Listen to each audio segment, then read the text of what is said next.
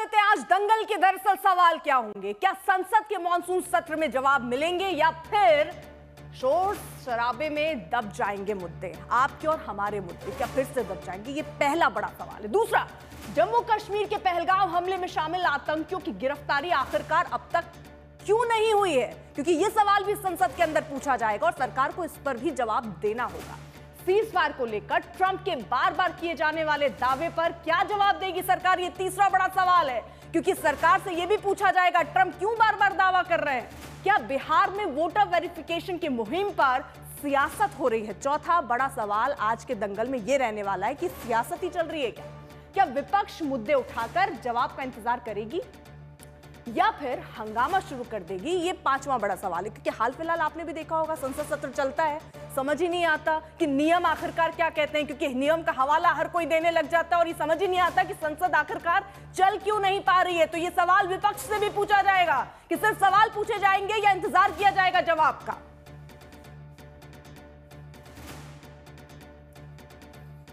अब आपको जरा जल्दी से मुद्दे भी बता देते हैं कि वो कौन कौन से मुद्दे हैं जिन पर घेरने की कोशिश होगी।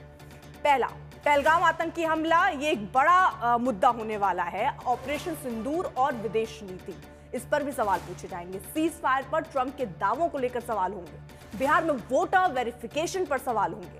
अहमदाबाद प्लेन हादसा, ये भी एक बड़ा मुद्दा है जिस पर सरकार को घेरने की कोशिश जरूर विपक्ष करेगा। सबसे पहले सैयद जफर इस्लाम साहब, मैं आपके साथ ही शुरुआत करना चाहूंगी। क्या मॉनसून सत्र में जवाब मिलेंगे या शोर शराबे में ही खत्म हो जाएगा सत्र?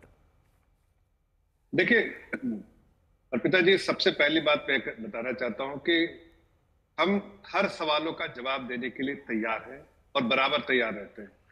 विपक्ष को भी कहीं ना कहीं एक रिस्पॉन्सिबल विपक्ष दिखाना पड़ेगा, अपनी रिस्पॉन्सिबिलिटी समझनी पड़ेगी।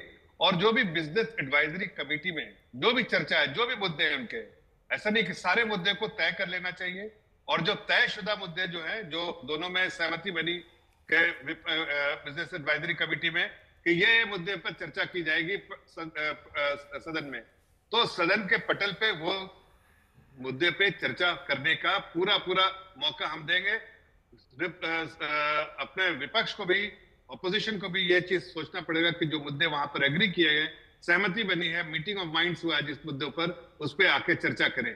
लेकिन होता क्या अक्सर, देखिए हमें चाहे आप जो भी 5 मुद्दे बताए, सब में हम तैयार हैं।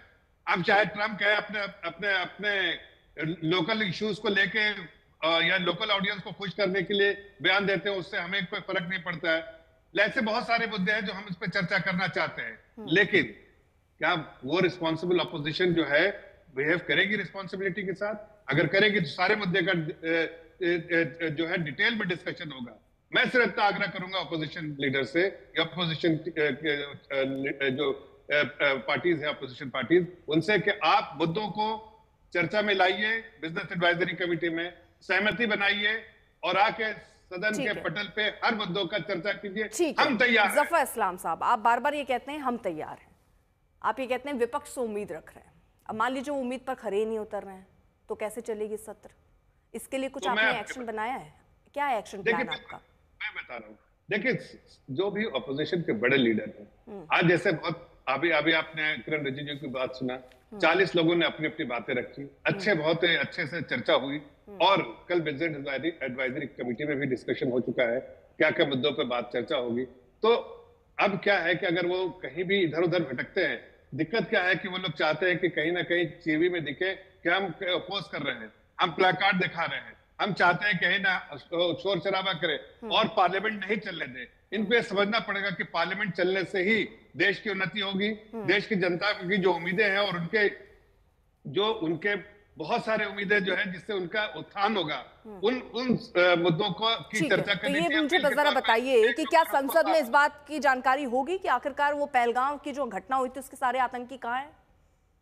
देखिए जो भी चर्चा होगी, मैं इस वक्त संसद के चर्चा के बारे में और जो ट्रेजरी बेंच से क्या जवाब आएगा उसके बारे में या ऑपोजिशन से क्या सवाल आएगा उसके बारे में चर्चा मैं नहीं कर सकता, वो तो सदन के पटल पे पता चलेगा। लेकिन मैं इतना जरूर कह सकता हूं कन्विक्शन के साथ, और मैं सिर्फ खुद एक पार्लियामेंटेरियन रह चुका हूं इसलिए कह सकता हूं कि बिजनेस एडवाइजरी कमेटी में जो भी मुद्दा तय होगा, जिसमें भी सहमति बनेगी और बनती है, हर बार बनती है सहमति, उस मुद्दे को चर्चा कीजिए, ना कि जैसे जीरो आवर खत्म होता है, शुरू हो जाता है हंगामा, और सदन को नहीं चलने पे ही उनको अच्छा लगता है, सदन नहीं चलने दिया। ठीक है, यानी तो मतलब जफर इस्लाम साहब, मैं ये मानूं कि सब कुछ निर्भर करेगा विपक्ष पर।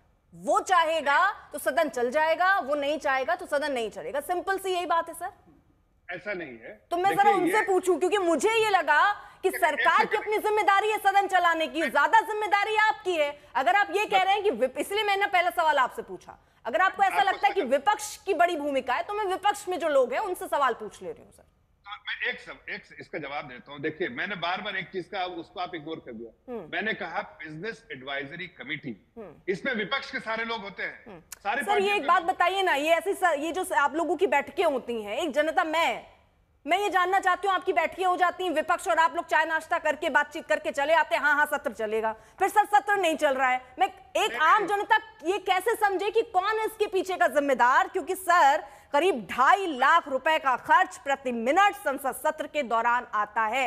ये अनुमान अगर लगा लें कि 6 घंटे भी अगर सत्र चलता है तो 9 करोड़ रुपए सर हमारी जेब से जाते हैं। कहां जाते हैं? मैं एक सवाल करता हूं सिर्फ आपसे, मतलब एक सवाल उठाता हूं जो देश की जनता भी समझती है उस सवाल को।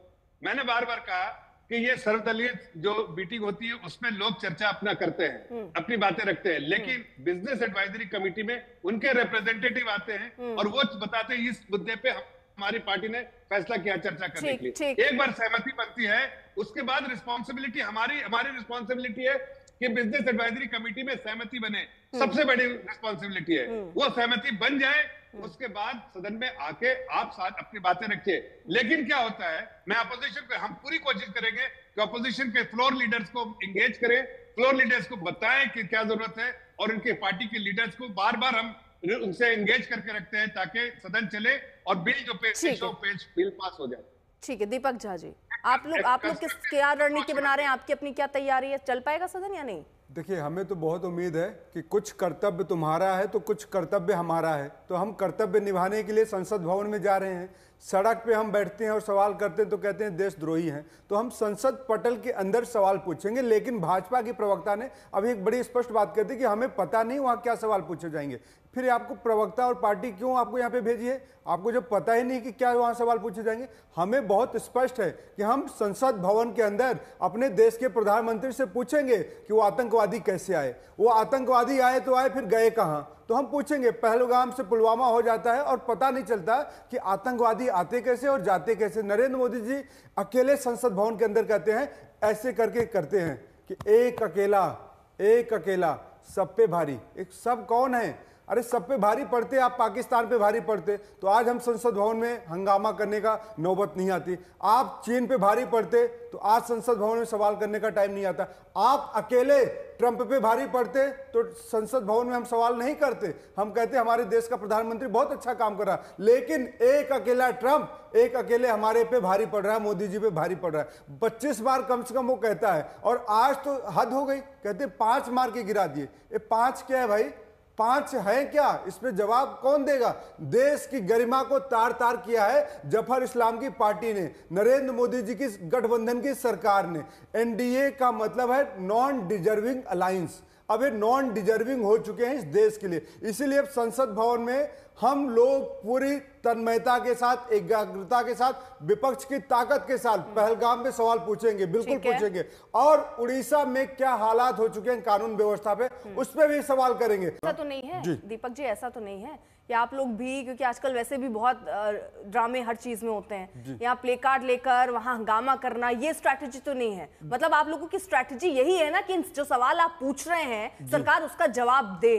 क्या उसका इंतजार करेंगे या हम लोग आए दिन देख रहे हैं हंगामा होने लग रहा है? ये कहा जा रहा है जिस नियम के तहत पूछना था वो नियम नहीं हुए, नियम क्या कहते हैं? आप लोगों ने इतना उलझा दिया कि जनता को समझ में ही नहीं आ रहा सदन चल क्यों नहीं पा रही। अर्पिता जी, तो आप लोगों की ऐसी मंशा तो नहीं है? स्पष्ट कीजिए कि क्या वहां जवाब का इंतजार करेंगे? आप चाहते हैं, सचमुच चाहते हैं क्या जवाब मिले, या सत्र केवल ऐसे ही बर्बाद हो जाए? अर्पिता जी, आपका सवाल बिल्कुल स्पष्ट है और हम आपके सवाल का सम्मान करते हुए मैं कहता हूं कि हमारी पार्टी और विपक्ष के सारे सदस्य सरकार का सम्मान करते हुए, नियम कानून में जाते हुए सारे सवालों को पूछेंगे। अब सरकार को तय करना है क्या वो नियम कानून की आड़ में भागेंगे या खिसियानी बिल्ली खंभा नोचे की तरह बोलेंगे ये विपक्षी हैं, इनके सवालों का हम जवाब नहीं देंगे, देश की सुरक्षा का मुद्दा है, देश की सुरक्षा के मुद्दे में, राष्ट्रभक्ति के मुद्दे में अपने आप को ना छुपाए और जनता को जानने का अधिकार है और विपक्ष के माध्यम से जनता को जानना है। ठीक है, 10 सेकंड का बस जवाब दूंगा। दीपक झा जी ने जो बात कही है, मैं तो सिर्फ कहूंगा कि दीपक झा जी की बात जो है उनके बाकी जो तो अपोजिशन के लीडर हैं वो अच्छे से सुने। इन्होंने कहा हम चर्चा करना चाहते हैं, थोड़ा आपसे भी चर्चा, आपसे भी उम्मीद है हमारे से। मैं बिल्कुल आपको आश्वासन देता हूं कि हम कंस्ट्रक्टिव अप्रोच है, हम चाहते हैं चर्चा करें, हम नहीं चाहते कि वहां प्लाकार्ड लेके चाहिए, हम नहीं चाहते कि वहां वेल में जाइए, हम नहीं चाहते कि आप बोलते वक्त आप आवाज हंगामा कीजिए। अगर आप वाकई कंस्ट्रक्टिव अप्रोच है, प्लीज अपने सवाल आपके कुछ भी हो वो पटल पे ही आएंगे ना, सदन के पटल पे आएंगे। हम चाहते हैं कि आप सवाल उठाइए, जवाब पूरा मिलेगा, लेकिन सवाल उठाइए, लेकिन आप वहां पर अर्पिता जी, आप चाहते क्या कि हम वेल में ना आए, हम पटल में ना आए, हम सदन में ना आए? अरे आपके चाहने से नहीं, जनता का मुद्दा है, राष्ट्र का मुद्दा है, राष्ट्र के लिए आप जवाबदेही हैं। आप सत्ता में बैठे हुए हैं, प्रधानमंत्री आपके पार्टी से हैं, इसलिए आप भागने की कोशिश मत करिए और देश को आज एक स्पष्ट संकल्प के साथ जाइए कि हम तैयारी के साथ आएंगे। आपके पास डेटा है कि आतंकवादी कहां भाग जाते हैं और कैसे आ जाते हैं, ये भी बताना पड़ेगा। आप बांग्लादेश, रोहिंग्या ढूंढ लेते हैं, नेपाली ढूंढ लेते हैं, हिंदुस्तान में कहां छिपे हैं, लेकिन आप ये नहीं बता पाते कि 4 आतंकवादी कैसे आ जाते हैं। देश को बताइए ना भाई साहब, कल संसद भवन में बताइए, टीवी के चैनल पे नहीं बता सकते तो कुछ तो करिए, लेकिन आपसे होने जाना नहीं है। आप लोग भागते हैं, आप जवाब नहीं तय करते, इसलिए आप कहते हैं कि विपक्ष ऐसे सवाल ना करे। तो नियम कानून की आड़ में आप छुपना बंद करिए और लोगों को बताइए कि इस देश की क्या समस्याएं हैं और बिहार में आप लोगों ने क्या किया है, बिहार की जनता के साथ, मतदाता सूची के साथ क्या छेड़खानी आप लोग करें, उस पर भी हम सवाल करेंगे। बिल्कुल ठीक है, मैं आप दोनों को जरा रोक रही हूँ, एक सेकंड हमने चर्चा में, क्योंकि तू तो मैं नहीं करना है, बहुत हद तक हम ये चीज समझ गए। ठीक है सर, ठीक है, बता दिया उन्होंने कि हम वेल में जाएंगे, देखिए मंशा। ठीक है, लेकिन दीपक झा जी यही तो सवाल है ना, वेल अब जो तरीके हो गए वो तरीके भी तो ठीक नहीं है, जिसमें कहा जाता है हम वेल में चले जाएंगे, पेपर फाड़ दिए जाते हैं, जिस तरह के आप लोग हरकत कर रहे हैं उसको भी तो रखना पड़ेगा ना। बातचीत का तरीका है, सदन की गरिमा बनाए रखना होता है, वो गरिमा बनाए रखेंगे ना। 10 सेकंड अर्पिता जी, अब आप ये बताइए कि हमारे पिछले सत्र में क्या किया था इन्होंने, पिछली सरकार में, कि 40 सांसदों को बाहर कर रहे थे विपक्ष के, तो क्या ऐसे कुकृत्य करेंगे? संसद भवन के अंदर से 1 दर्जन 2 दर्जन 5 दर्जन सांसदों को बाहर करेंगे? ऐसा कुकृत्य कौन सी सरकार ने किया है? पूरे इस इतिहास में उठा लीजिए 75 सालों में कभी इतने सांसदों को बाहर सस्पेंड नहीं किया था जितने नरेंद्र मोदी जी की सरकार ने तानाशाही संसद भवन के अंदर दिखाना चाहा था। अरे जिस जनता ने आपको चुना, मैं आगे बढ़ जाऊं, बाकी मेहमानों का रुख कर लेती हूँ, तू मैं नहीं सर, मैं जरा आगे बढ़ती हूँ। एक सेकंड जरा मैं इस पर रिएक्शन राजीव रंजन जी आपका लेना चाहती हूँ। सर, हर बार ये वादे और दावे होते हैं कि देखिए सदन चले, और कैसे चले उसकी सबकी जिम्मेदारी है, वो सब क्या अपनी भूमिका नहीं निभा पा रहे हैं जिसकी वजह से करोड़ों रुपए खर्च हो रहे हैं? सर, फर्क ही नहीं पड़ रहा है। देखिए, अब पूर्वानुमान तो मैं नहीं कहूंगा, लेकिन पार्टियों की वार रूम में प्रवक्ताओं को कैसे आचरण के लिए कहा जाता है, इसकी बानगी तो दीपक झा जी खुद दे रहे हैं। बिल्कुल हंगामा ये करना चाहेंगे और बिजनेस एडवाइजरी कमेटी में सहमति हो, ये आदर्श स्थिति है। लेकिन उसके बाद आपने भी एक बात कही कि जनता की गाढ़ी कमाई से संसद के ये सत्र संचालित होते हैं। लोगों की अपेक्षाएं होती हैं कि अनेक विधेयक लंबित हैं और उन पर फैसला हो, देश के लिए महत्वपूर्ण योजनाओं पर सहमति बने, जो ज्वलंत मुद्दे हैं उन मुद्दों पर भी रचनात्मक विमर्श, और ये इसके लिए अनुशासन की आवश्यकता दोनों पक्षों की ओर से होगी। लेकिन इतनी बात तय है, जो आपने भी सवाल खड़ा किया, मैं इतना जरूर कहना चाहूंगा, सत्ता पक्ष की ओर से किसी भी उकसावे की कार्रवाई नहीं हुई। आप पैनल में भी आप देख लीजिए, जफर इस्लाम साहब ने काफी शालीन और सही तरीके से पार्टी और लेकिन राजीव जी, आजकल तो हम ये भी देख रहे हैं कि यहाँ बहुत सारे ऐसे उदाहरण हैं जो सत्ता पक्ष में हैं, उनके जो नेता हैं वो भी हंगामा कर रहे हैं। तो केवल विपक्ष हंगामा नहीं कर रहा है, जो सत्ता में वो भी हंगामा कर रहे हैं, तो हंगामे की भेंट चढ़ जा रहा है। देखिए, एक बात बहुत ही महत्वपूर्ण है, और ये कहीं ना कहीं संसद के सत्र की पूर्व संध्या को आपने एक महत्वपूर्ण चर्चा की है। ये देश की अपेक्षाएं भी हैं। पिछले कई सत्रों को हम देख रहे हैं विवादों की भेंट चढ़ते हुए, महत्वपूर्ण विधेयकों पर चर्चा नहीं होती है, जो मुद्दे हैं उन पर बहस नहीं हो पाती।